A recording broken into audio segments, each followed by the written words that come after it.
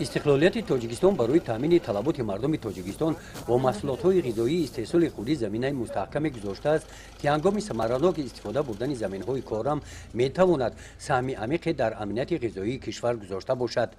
در دهه زرکاران ناحیه واسه عبدالجمیل زیوف این نقطه را درک نموده در خوجگی دهقانی به نام عبدالقهار هر یک وجب زمین کارم را ثمراناک استفاده نموده است.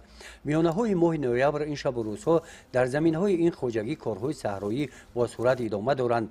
در مساحت 2 هکتار زمین کارتوشکا کش نمودند. عبدالجمیل که در ساحه کشاورزی متخصص شناخته است او باوری دارد که از کشت تیرماهی کارتوشکا حاصل خوب به دست می آورد. 3 بار زمین را شدگاری با صفت گذاروندیم. باز از نوری‌های فسفوری تامین کردیم. نصیب کرده باشد باز با نوری‌های مینرالی هست، با نوری‌های ارگانیکی هست با زمین میپوشیم از بالای کارتشکا. ما در دوام کار نگاه میکنیم که چه خیلی کار میرود. نشونامه کارتشکا با از دیگر نوری‌های استفاده میبریم، از کارگرهای دیگر استفاده میبریم.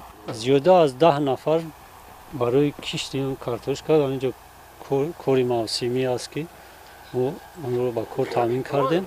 در خوجگی معرکه کشت تیرماهی کارتوشکا متشکلانه و با استفاده تکنیک شبانه روزی برای مانده شد.